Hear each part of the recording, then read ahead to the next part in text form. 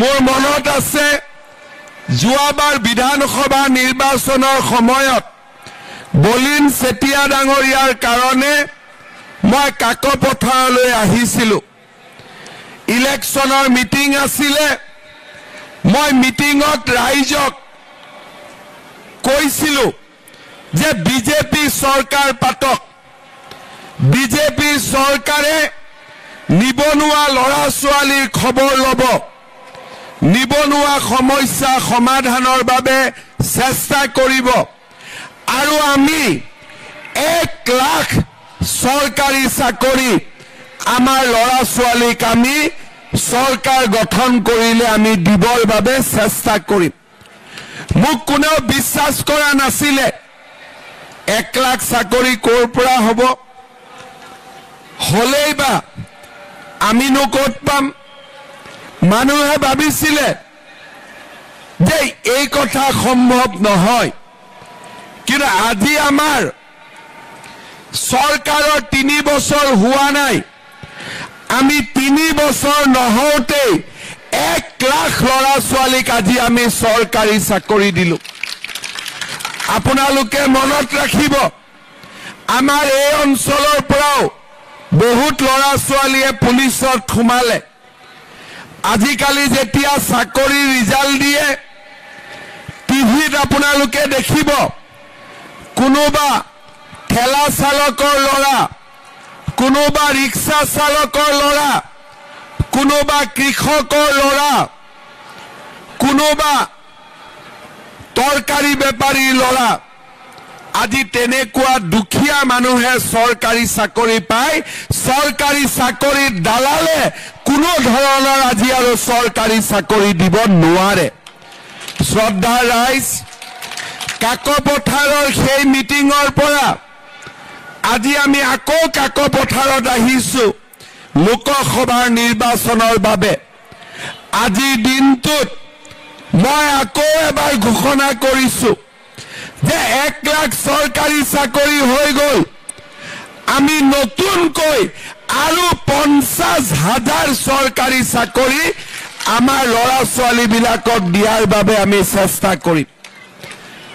আজি চিন্তা কৰক, 1 লাখ দিয়াই সম্ভৱ নহয়। 1 লাখ দি উঠি মই কৈছো যে আকৌ 50,000 চৰকাৰী চাকৰি দিম।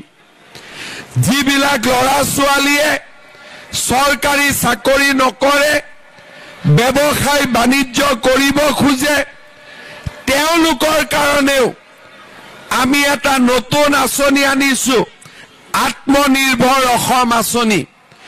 এই আঁচনিৰ অধীনত আমাৰ ডেকা ল'ৰা ছোৱালীক কোনো ধৰণৰ মৰ্টগেজ নোহোৱাকৈ আমি 2 লাখ টকা পৰ্যন্ত চৰকাৰৰ পৰা দিয়াৰ আমি ব্যৱস্থা কৰিছো।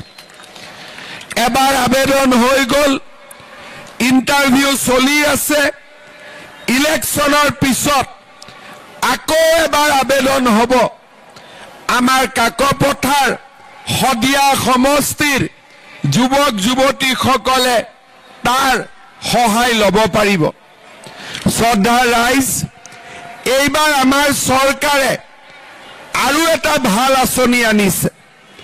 আপোনালোকে জানে যে 20 তাৰিখৰ পিছত মেট্ৰিকৰ কোনোবা এটা দিনত ৰিজাল্ট দিব। 5 লাখ ল'ৰা ছোৱালীয়ে মেট্ৰিক পৰীক্ষা দিছে, 3 লাখ পাছ কৰিব আৰু 3 লাখ পাছ কৰাৰ পিছত কলেজত 1 লাখ মান যাব। 2 লাখ কলেজত নাযায়। কিয় নাযায়? কলেজত নাম ভৰ্তি কৰোঁতে 15,000 টকা লাগে, অহা যোৱা কৰোঁতে 10,000 টকা, কিতাপ কিনোতে 2-3 হাজাৰ টকা। বাপেক মাকৰ লগত ইমান পইচা নাথাকে। বাপেক মাকে ভাবে যে ভাল ল'ৰা এটা পালে ছোৱালীটোক বিয়াই দি দিওঁ, হয়নে নহয়? এইবাৰ আমি ঠিক কৰিছো যে ঘৰৰ ল'ৰাটোক দেউতাক মাকে পঢ়াব আৰু ছোৱালীজনীক মামাই পঢ়াব। হ'ব? অৰ্থাৎ যিজনী ছোৱালী মেট্ৰিক পাছ কৰিব তাৰ এডমিশন বিনামূলীয়া, লৰাৰো এডমিশন বিনামূলীয়া। কিন্তু ছোৱালীজনীয়ে কলেজত এডমিশন লোৱাৰ লগে লগে তাইৰ বেংক একাউণ্টত আমি 10,000 টকা সোমাই দিম প্ৰথম বছৰ, দ্বিতীয় বছৰো 10,000 দিম। আৰু যেতিয়া ছোৱালীজনী গৈ ডিগ্ৰী ফাৰ্ষ্ট ইয়াৰ পাব তাইক 12,500, সেকেন্ড ইয়াৰতো 12,500, থাৰ্ড ইয়াৰতো 12,500, আৰু যেতিয়া ইউনিভাৰ্চিটিত নাম লগাব তাইক আমি 25,000 কৈ টকা তাই বেংক একাউণ্টত আমি দিম। শ্ৰদ্ধা ৰাইজ, চৰকাৰী চাকৰি, লোন, অৰুণোদয়, লাখপতি বাইদেউ, ছোৱালীক বিনামূলীয়াকৈ পঢ়োৱা, এই গোটেই কামবিলাক আমি আপোনালোকৰ কাৰণে কৰিম।